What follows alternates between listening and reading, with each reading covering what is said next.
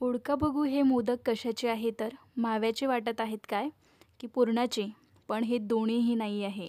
नमस्कार मित्रांनो, बाप्पा जायच्या आधी आपल्याला भरपूर प्रकारचे मोदक करून पाहायचे आहे आणि त्यामधले 2 प्रकारचे मोदक तर आपण केले आहे। आज आपण तिसऱ्या प्रकारचे मोदक करणार आहोत आणि हे मोदक अगदी 15 ते 20 मिनिटांमध्ये तयार होते आणि कोणीही सहज करू शकते।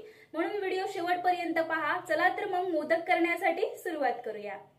मोदक करण्यासाठी गॅसवरती कढई चढवायची आहे। गॅस चालू करून त्यावरती कढई ठेवली आणि त्यामध्ये साजं तूप टाकून घेतलं आहे 4 चम्मच। तूप छान कडकडीत गरम करून घ्यायचं आणि यामध्ये टाकायचं आहे 1 कप एवढा रवा।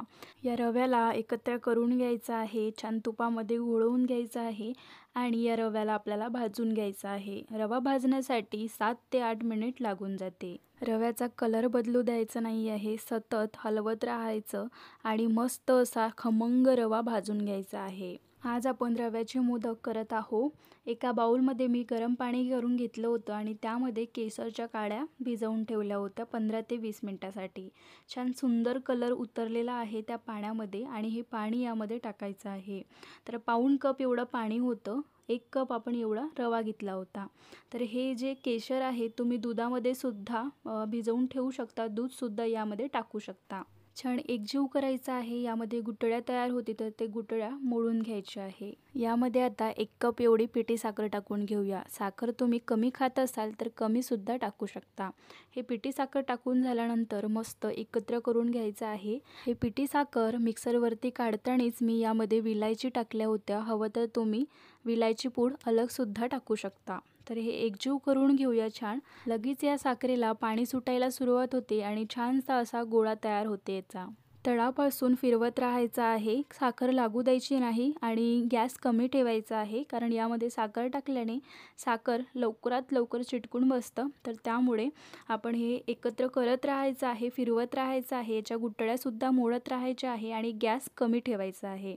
तर तुम्ही पाहू शकता हळूहळू हे छान गोळा व्हायला तयार होत आहे, गोळा होऊ लागला आहे।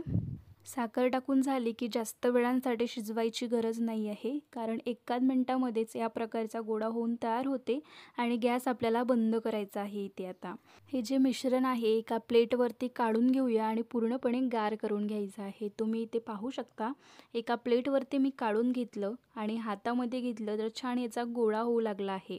अशाच पद्धतीचं मिश्रण आपल्याला हवं आहे। आता मस्त असं मोदकामध्ये भरण्यासाठी सारण रेडी करून घेऊया। त्यासाठी एक मिक्सर जार घेतलेला आहे, त्यामध्ये 10 ते 12 काजू, 10 ते 12 बदाम, पिस्ता टाकायचे आहे आणि हे सगळं टाकून झाल्यानंतर यामध्ये आपण टाकून घेऊया खोबरं जो असतो ना तो किसून घेतलं मी कोरडं, किंवा तुमच्याकडे रेडीमेडवालं असेल तर ते सुद्धा तुम्ही टाकू शकता। नंतर यामध्ये गूळ टाकून घेतला, बारीक चिरून घेतला होता आणि ते गूळ टाकून घेतला। आता हे मिक्सरवरती काढून घ्यायचं आहे आणि मस्त असं सारण इथे रेडी झालेलं आहे। एका प्लेटमध्ये काढून घेऊया। आता या सारणचा आपल्याला छान गोळा करून ठेवायचा आहे, म्हणजे सहज आपण मोदकमध्ये भरू शकेल। या प्रकारचा गोळा तयार करून ठेवायचा आहे। सर्व काही रेडी आहे, आता मोदक करून घेऊया। साचा घेतला, त्यावरती तूप लावून घ्यायचं आहे। तुपाने ना मोदक छान चमकीले होते आणि दिसायला सुद्धा सुंदर दिसते आणि लवकरात लवकर या साच्यामधून निघतात। त्यामुळे तूप लावून घ्यायचं आहे साच्यावरती आणि जे आधी आपण सारण तयार केलं होतं रव्याचं, ते सारण या प्रकारे भरून घ्यायचं आहे। नंतर हे पॅक करून घ्यायचं आहे आणि पूर्णपणे सेट करून घ्यायचं आहे। मस्त सगळीकडे हे सारण लावून घ्यायचं, म्हणजे व्यवस्थित असा मोदक दिसायला हवा, याकरिता सगळीकडे सारण लावून घ्यायचं आहे व्यवस्थित। सारण व्यवस्थित लावून झालं की जे आपण आधी नंतर सारण तयार करून घेतलं होतं मिक्सरवरती, ते सारण भरायचं आहे। यामध्ये जे आपण गोळे तयार करून ठेवले होते ते सहज भरता येते, तुम्ही पाहू शकता। म्हणून आधी गोळे करून ठेवायचे, नंतर हे यामध्ये भरायचं आहे।